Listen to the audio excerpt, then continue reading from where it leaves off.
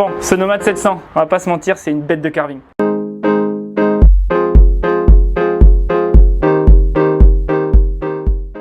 En wing, en surfoil, c'est pas idéal pour le downwind mais ça peut le faire aussi. Mais vraiment moi je le recommande pour du surfoil et de la wing dans les vagues. Chaque virage se fait avec la même vitesse. Le passage orteil-talon se fait de façon hyper fluide. La plage basse qui est incroyable. Pas sur un foil qui va être ultra performant en termes de vitesse. C'est pas du tout son programme. Mais par contre il va être ultra performant en termes de carving et de fun qu'il va vous procurer. On est vraiment sur du carving, du pur carving. On se rapproche presque du surf ou du snow dans la poudreuse. C'est vrai qu'aujourd'hui j'ai l'impression que les foils sont toujours dans cette recherche de performance qui va avoir l'aspect ratio le plus rentable en termes de pumping et de vitesse, mais parfois on a tendance à oublier un peu le côté carving et le côté fun de ce sport. Et c'est vrai qu'avec ce Nomad, on est en plein dedans, quoi. On est vraiment dans un foil pur plaisir, quoi. Et surtout, grâce à cette plage basse qui est incroyable, on peut descendre en taille de foil. Et c'est ça qui permet d'avoir un petit foil qui va nous permettre de carver hyper serré et en même temps d'avoir cette sécurité de ne pas décrocher dès qu'on perd un peu de vitesse. Après derrière il y a le Atlas qui est performant dans un autre domaine, donc plus dans le glide, plus dans le downwind, qui va avoir vraiment cette propulsion en avant et plus de vitesse aussi,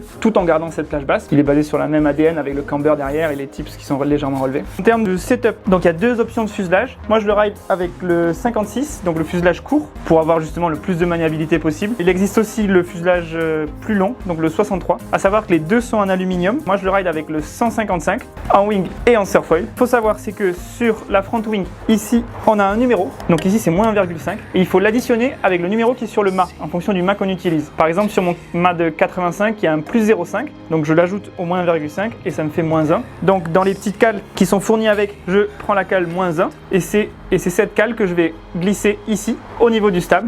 Et là, je suis sûr que j'aurai un foil parfaitement réglé. Il n'y a rien de compliqué, une petite addition à faire. On prend la cale qui va bien avec le numéro qu'il y a dessus, on la vise juste en dessous du stab et puis c'est tout.